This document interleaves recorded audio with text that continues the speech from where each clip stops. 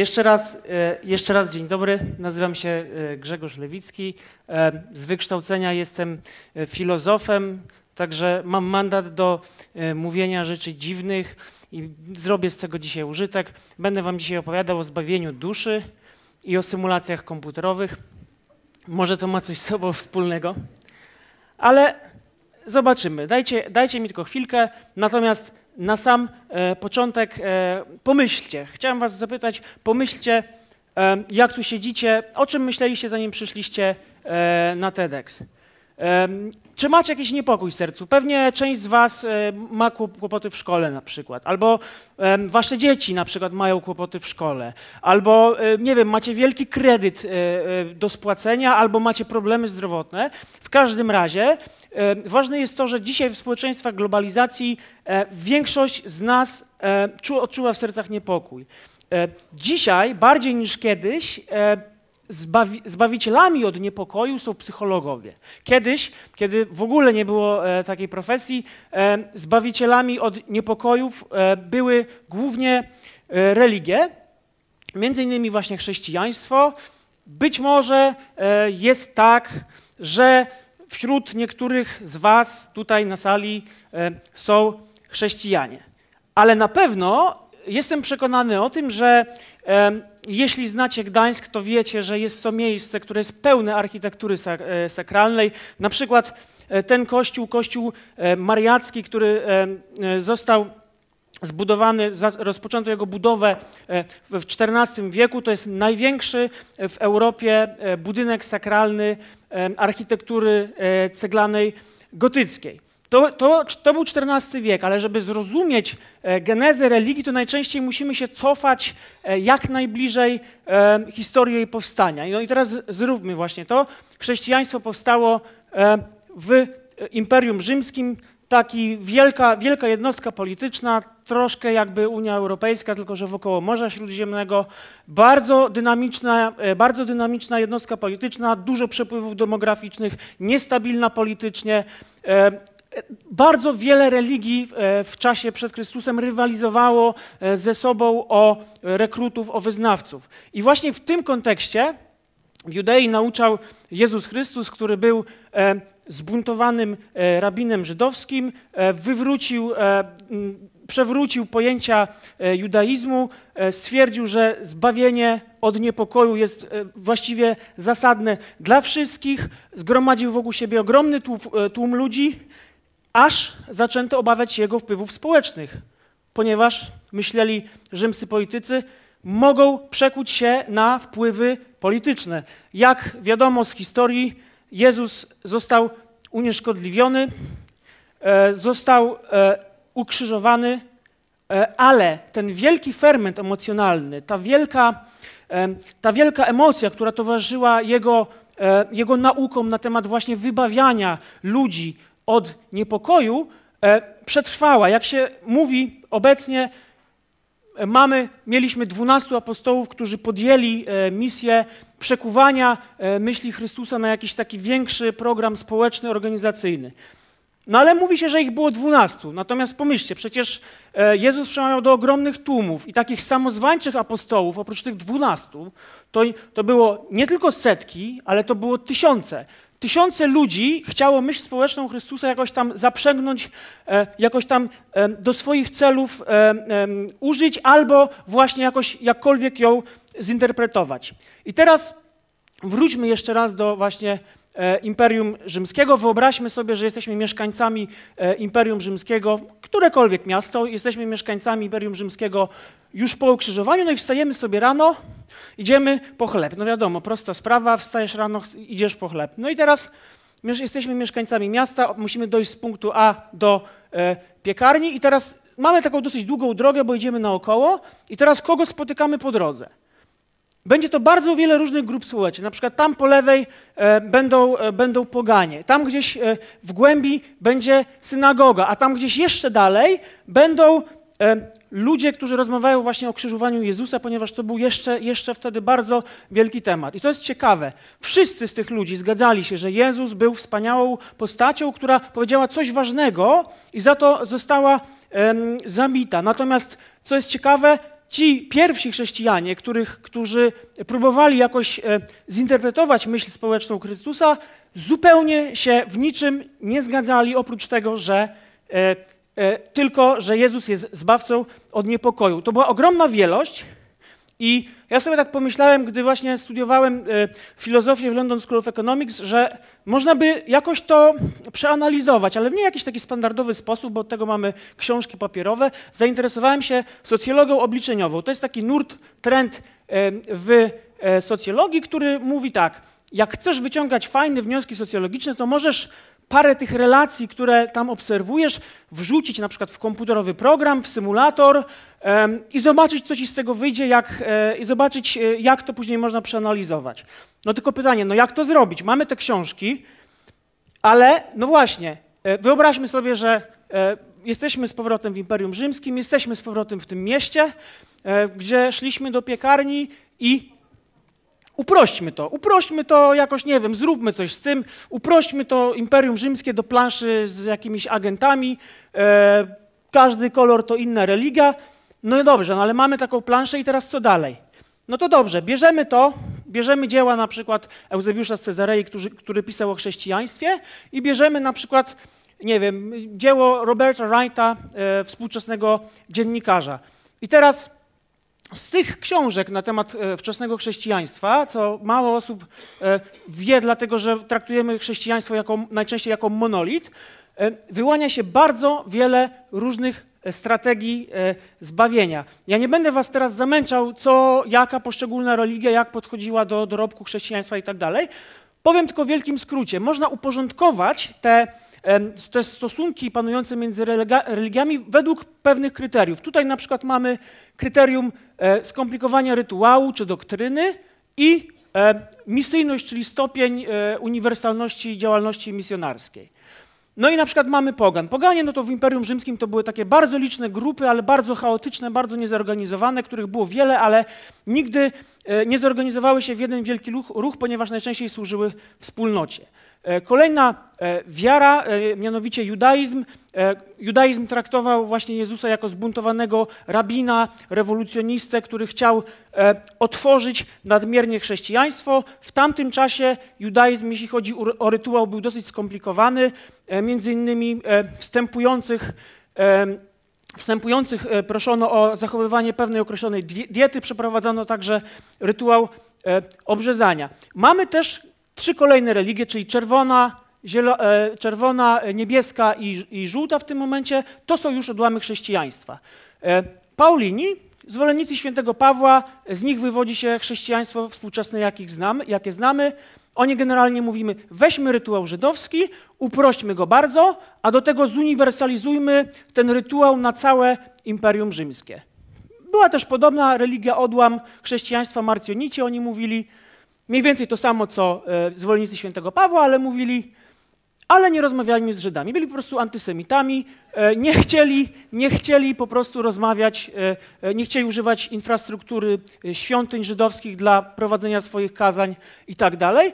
Natomiast jeszcze byli ebionici, ciekawy przypadek, ponieważ oni mówili, no dobrze, chrześcijaństwo ma być uniwersalne, ale jeśli chcesz zostać chrześcijaninem, to nie upraszczaj rytuału, tylko najpierw musisz spełnić wszystkie konkretne i mniej konkretne, skomplikowane rytuały właściwe judaizmowe. Trochę przynudzam, ale to daje taki pewien obraz, jak wiele tych religii było. Dlaczego o tym mówię? Dlatego, że to wszystko można przepisać na algorytm, to znaczy można usankcjonować to, jak między sobą zachowują się poszczególne wyznania i można próbować jakoś to przeanalizować. Tutaj jest kod właśnie tego programiku, który zrobiłem. Natomiast tutaj jest już panel sterowania. Mamy różne współczynniki, które możemy zmieniać, różne współczynniki, które możemy dostosowywać. Program nazywa się NetLogo, natomiast po prawej jest plansza z grą. No i puśćmy w takim razie tę grę i zobaczymy, co nam wyjdzie. Co turę każdy pojedynczy agent próbuje kogoś z sąsiadów przekonwertować na swoją religię według właśnie tych historycznie określonych prawideł. O, włączone już zostało i teraz rozpoczęła się rywalizacja. Na początku ona jest dosyć dynamiczna, jak widzicie. Ubywa liczba pogan, czyli koloru białego, jest coraz więcej niebieskich, czerwonych, żółtych. Liczba zielonych stabilizuje się tak na zwykłym poziomie. Teraz dalej, jak widzimy, już jest coraz wolniej. Powoli ten rynek popytu na usługi religijne się wysyca, bo już mamy większość ludzi, którzy wyznają jakąś religię. To jest wbrew pozorom właśnie bardzo ważne, dlatego że w tym momencie już agenci przekonwertowują siebie nawzajem, ale widzimy i tak, że trend pewien istotny jest. Gra nie została wygrana przez niebieskich, natomiast została przez nich zdominowana. To znaczy, że będą w tym momencie tak trwały te rozgrywki, ale już za dużo w tej grze się nie zmieni. Natomiast widzimy, że no jednak mimo wszystko rynek usług religijnych został zdominowany przez chrześcijaństwo świętego Pawła. No ja się tak zacząłem zastanawiać właśnie skąd ten sukces, bo rzeczywiście tak było w historii. Rzeczywiście doktryna świętego Pawła została tą, która zdominowała Imperium Rzymskie. I tak naprawdę to wynika z geniuszu świętego Pawła, właśnie tego człowieka, który stworzył model organizacyjny chrześcijaństwa. W jaki sposób to się stało? Dla mnie to jest właśnie bardzo proste w tym sensie, że święty Paweł był po prostu mistrzem, ale naprawdę mistrzem w przełamywaniu barier. Wiele barier pokonał na drodze. Jedną z nich na przykład to była komplikacja rytuału. Jeśli, tak jak już mówiłem, wiele religii proponuje zbawienie od niepokoju w Imperium Rzymskim, to religia, która będzie miała zbyt skomplikowany rytuał, no to jednak może mieć mniej wyznawców, dlatego że jeśli każą ci utrzymywać skomplikowane procedury, a w zamian dostaniesz to samo, czyli właśnie spokój i zbawienie od niepokoju, to może być różnie. I święty Paweł powiedział, uprościć właśnie rytuał, uznanie Jezusa za zbawcę od niepokoju na początek wystarczy. To była wbrew pozorom bardzo ważna rzecz. Druga rzecz, wykluczenie grup społecznych. Większość religii, w zasadzie prawie wszystkie w Imperium Rzymskim wykluczały jakąś grupę z różnych powodów politycznych, z tymi się bratamy, z tamtymi się nie bratamy, mamy swoje powody. A święty Paweł powiedział, do diabła z tym. Diapal, greckie słowo diapal oznacza podział. Podział, rozdźwięk, a więc diabeł to jest ktoś, kto dzieli. Natomiast Bóg to jest ktoś, kto łączy, ktoś, kto znosi właśnie bariery. To widać dobrze na przykładzie, to jest zapis tej gry, którą tam przeprowadzaliśmy przed chwilą, jak odbyła się rywalizacja między właśnie niebieskimi a czerwonymi. Proszę zwrócić uwagę, to ci czerwoni to ci antysemici.